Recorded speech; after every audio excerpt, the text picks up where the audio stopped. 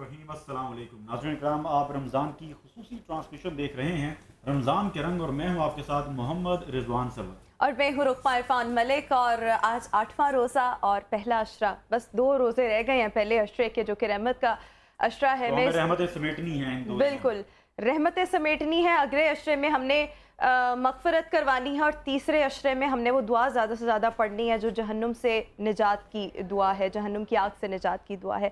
बहरहाल मैं इस दुआ, इस उम्मीद के साथ आप सबको आज की इस खुसूसी ट्रांसमिशन में खुशामदीद कहती हूँ कि आप सब लोग बिल्कुल खैरियत से होंगे। कल मैं एक जगह पर थी रिजवान, और वहाँ पर ना मतलब इफ्तारी का इंतज़ाम था। अच्छा, इफ्तारी कर ली, सब कुछ कर लिया, तो उसके बाद ना लोग आपस में डिस्कशन कर रहे थे। तो वो कहते हैं देखें, हमने तो कोई इंतज़ाम नहीं किया, और हमारे पास जो चीज़ें हैं ना वो सारी अचानक से आ गई, हमने तो कुछ भी नहीं मंगवाया, खुद ही से सब कुछ आ गया। तो ऐसे लगा उन्होंने मेरे दिल की बात की है। और ये चीज़ अक्सर मैं भी नोट करती हूँ कि कभी आपने होता है ना कोई खातिर ख्वाह इंतज़ाम नहीं किया होता, एहतमाम नहीं किया होता, लेकिन जब इफ्तारी का वक्त आता है तो आपका दस्तरखान ऑटोमेटिकली भर जाता है। तो वो कहते हैं ना कि हर चीज़ में बरकत होती है, हर चीज़ में रहमत होती है, और पूरा महीना ही हमारे पास ब्लेसिंग्स का है और बरकतों वाला महीना है। अच्छा, जब हम रमज़ान की बात करते हैं तो हदीस शरीफ में है कि रमज़ान अल्लाह ताला का महीना है, और क्योंकि अल्लाह ताला का महीना है और अल्लाह ताला मतलब इसमें डायरेक्टली हमें लिंक नज़र आ रहा है, तो इसीलिए अगर हम देखें तो ये महीना जो है वो सबसे जुदा, सबसे मुमताज़ और सबसे मुनफरिद है। तो हमारे पास बस अब 22 रोज़े ही रह गए हैं रहमतें और बरकतें समेटने के लिए। तो कोशिश करें कि ज़्यादा से ज़्यादा इबादत का अहतमाम करें। हज़रात इकराम, आज की जो हमारी ट्रांसमिशन है बड़ा इंपॉर्टेंट टॉपिक है। आज हमने खुसूसी तौर पर बात करनी है तलाक के हवाले से, डिवोर्स के हवाले से जो केसेस की तादाद बहुत ज़्यादा बढ़ गई है, और सोशल मीडिया का बड़ा इसमें किरदार है। क्योंकि किसी भी चीज़ को, किसी भी मीडियम के जब हम बात करते हैं उसके पॉजिटिव व्यूज़ भी होते हैं और उसके नेगेटिव यूजेस भी होते हैं। मगर सोशल मीडिया के हवाले से जब हम तलाक के हवाले से बात करते हैं तो हमने देखा बहुत से केसेस आए जिनमें रीज़न सोशल मीडिया था। नाज़रीन इकराम, इसमें मैं एक और चीज़ ऐड करूँगा कि देखें, जब शादी होती है तो आज के दौर में बड़ा ज़रूरी है कि लड़की को हकूक़ मालूम हों, लड़की को बिलखसूस जब जॉइंट फैमिली सिस्टम है हमारा, इसके हवाले से मामलात पता हों। और सिर्फ लड़कियों को ही नहीं, मैं मर्द हजरात की भी बात करना चाहूँगा अपने प्लेटफॉर्म से, कि उनको भी पता हो कि वो अगर किसी की बेटी को ला रहे हैं तो उसको किसी की बेटी ही समझें, किसी की बहन को ला रहे हैं तो उसको किसी की बहन ही समझें। और हकूक़ और फ़राइज़ असल में हमें पता नहीं होते, अपने हम बैलेंस पर नहीं रख पाते, और ये रीज़न मुझे ऐसे लगता है रिजवान, आपने बिल्कुल ठीक बात की। सोशल मीडिया का तो बीच में बहुत ज़्यादा अमल दखल है, लेकिन अपार्ट फ्रॉम दिस अगर हम देखें तो हमारी आजकल की जो जनरेशन है अदम बर्दाश्त बहुत ज़्यादा है। और जितने भी हम देखते हैं तो हमें लगता है कि शायद मतलब हमारी जनरेशन या अभी हमसे भी जो थोड़ी यंग जनरेशन है उनको लगता है कि अच्छा डिवोर्स होगी तो ये महज 2 लोगों की, लेकिन ये 2 लोगों में नहीं होती। आपके 2 ख़ानदान बिखर जाती है, और अगर आपने फैमिली में शादी की है तो फिर उसके कॉन्सिक्वेंसेस ज्यादा डिफरेंट होते हैं। फिर टैग लगा दिया जाता है और रीजन की तरफ नहीं जाया जाता ना। और फिर अगर बच्चे हों तो आप देखें बच्चे रुल जाते हैं। तो आप पहले ही सोच समझ के डिसीजन लें, और अगर आपने ले लिया तो फिर उसको अपनी मैक्सिमम कोशिश करें निभाने की। बट यस, अगर हम देखें तो देयर आर सर्कमस्टांसेस जहाँ पर सर्वाइवल कभी लड़के का मुमकिन नहीं होता, कभी लड़की का नहीं होता। तो इन दैट सिनेरियो ठीक है, अल्लाह ताला ने इसको हलाल करार दिया, गो कि अल्लाह ताला को नापसंद है, नापसंदीदा तरीन ये अमल है। लेकिन हम इस पर बात करेंगे कि हम कहाँ पर बहक गए हैं जिसकी वजह से हम इतनी ज़्यादा जो केसेस हैं उनमें इजाफा जो है। मैं एक और चीज़ ऐड करूँ, एक हमारे बड़े अच्छे दोस्त हैं, वकील हैं, उन्होंने मुझे जब बताया कि ज़्यादातर जो केसेस हमारे पास आते हैं वो एक तो लव मैरिजेस के होते हैं, सेकेंडली ये है कि शादी के 2.5 से 3 माह के बाद, यानी ये जो टेन्योर है 2 से 3 माह के बाद वाला, इसमें सैकड़ों की तादाद में हमारे पास केसेस आए डिवोर्स के, या तो लड़की की तरफ से खुला है। लेकिन क्या उन्होंने कोई रीजन नहीं बताया? यानी रीजन यही होता है ना कि जो शादी के बाद फिर दुनिया चेंज हो जाती है।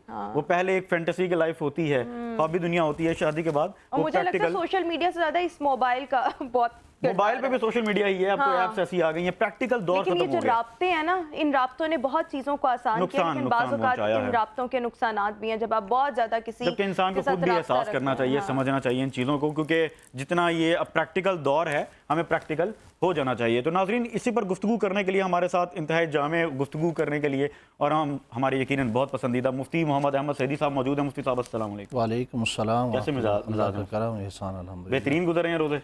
जी, अल्लाह का करम। मुफ्ती साहब, आज फिर एक टॉपिक लाए हैं और बड़ा ज़रूरी है इस पर गुफ्तगू करना, क्या फरमाएंगे? बिस्मिल्लाहिर्रहमानिर्रहीम। या अय्युहन्नासु इन्ना खलक़नाकुम मिन ज़करिन व उन्सा। وَجَعَلْنَاكُمْ شُعُوبًا وَقَبَائِلَ لِتَعَارَفُوا إِنَّ أَكْرَمَكُمْ عِنْدَ اللَّهِ أَتْقَاكُمْ صدق اللہ العظیم صلاۃ وسلام علیکہ یا رسول اللہ وعلی آلہ واصحابہ یا حبیب اللہ۔ اللہ رب العزت نے قرآن کریم کے اندر ارشاد فرمایا یا ایھا الناس، اے لوگو، انا خلقناکم، بے شک ہم نے تمہیں پیدا کیا، من ذکر و انثی، مرد اور عورت سے، مذکر اور مؤنث سے، وجعلناکم شعوبا وقبائل لتعارفوا، اور یہ جو قبائل ہم نے بنائے ہیں یہ تمہارے تعارف کے لیے بنائے ہیں، تمہاری پہچان کے لیے بنائے ہیں۔ صحیح۔ اور ہمارے ہاں ان اکرمکم عند اللہ اتقاکم، متقی ہی ہمارے ہاں عزت دار ہے، ہمارے ہاں جو معیار عزت ہے وہ تقویٰ ہے۔ اس آیت مبارکہ کے اندر سب سے پہلی چیز جو اللہ رب العزت نے خطاب فرمائی وہ لوگوں سے خطاب فرمایا۔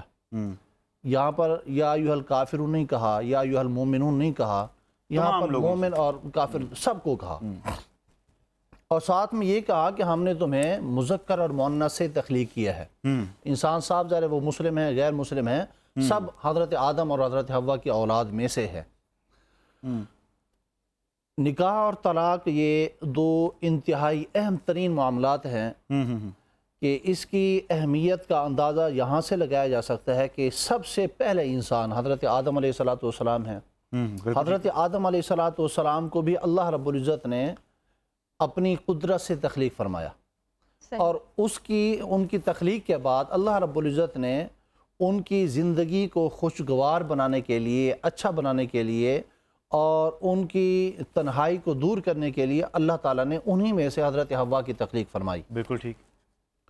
اور یہ ایسا خوبصورت رشتہ ہے کہ اللہ تعالیٰ نے حضرت آدم علیہ السلام کی تخلیق کے بعد ان کو جنت میں رکھا، اور ان کے جنت میں ہر چیز موجود ہے۔ بالکل ٹھیک۔ ہر چیز کے موجودگی کے باوجود خاتون کو بھی وہاں پر ان کی مانوس رکھنے کے لیے حضرت حوا کو بھی تخلیق فرما دیا۔ تو پتہ یہ چلا کہ مرد اور عورت ایک دوسرے کے لیے، جہاں پر اللہ نے قرآن میں فرمایا کہ ایک دوسرے کا لباس ہیں، وہاں پر ایک دوسرے کو مانوس رکھنے کے لیے اللہ تعالیٰ نے اہم ترین جو ہے معاملہ فرمایا کہ شروع سے ہی حضرت آدم اور حوا کو اکٹھے تخلیق فرما کے جنت میں رکھا۔ سبحان۔ یہاں پر ہمارے مسائل جو ٹاپک ہے ہمارا اس حوالے سے یہ ہے کہ ہم نکاح کر لیتے ہیں، شادیاں کر لیتے ہیں، جس کی وجہ سے یہ ہمارے نکاح طلاق کی شکل میں تبدیل ہوتے ہیں۔ وجہ جو میں سمجھتا ہوں وہ یہ ہے کہ ہم اپنے بچوں کو اس ذمہ داری سے آگاہ نہیں کرتے۔ ٹھیک ہے کہ یہ نکاح اور شادی جو ہے یہ صرف بچے پیدا کرنے کے لیے نہیں ہے، ایک انتہائی قسم کا ایک مضبوط ترین بندھن ہے، انتہائی قسم کی ایک ذمہ داری ہے کہ جس ذمہ داری کے اندر آپ دو لوگ آ رہے ہیں، اور آپ دونوں کی وجہ سے کئی سارے خاندان آپ کے اس رشتے کے ساتھ منسلک ہیں۔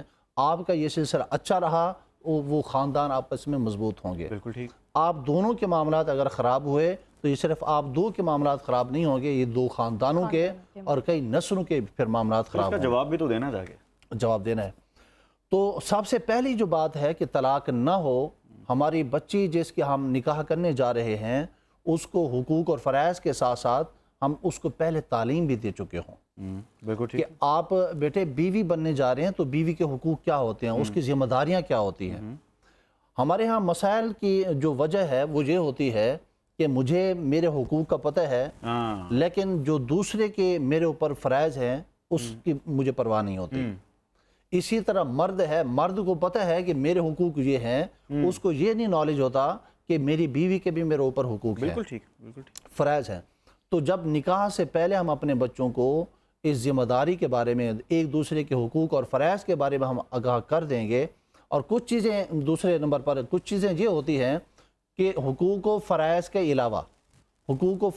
علاوہ کچھ اخلاقی چیزیں ہوتی ہیں، وہ میری ذمہ داری میں نہیں ہوتی ہیں، اخلاقی طور پر میں اس کو اپناتا ہوں، جس سے ہمارے اس رشتے کے اندر مزید مضبوطی اور خوبصورتی آتی ہے۔ بالکل ٹھیک ہے، بالکل ٹھیک ہے مفتی صاحب، یہ خوبصورت گفتگو کا سلسلہ اسی طرح جاری رہیں گے، اور کوشش یہی ہوگی کہ ناظرین آج جو آپ کے مسائل ہیں ان پر بات کریں، اور صرف مسائل پر نہیں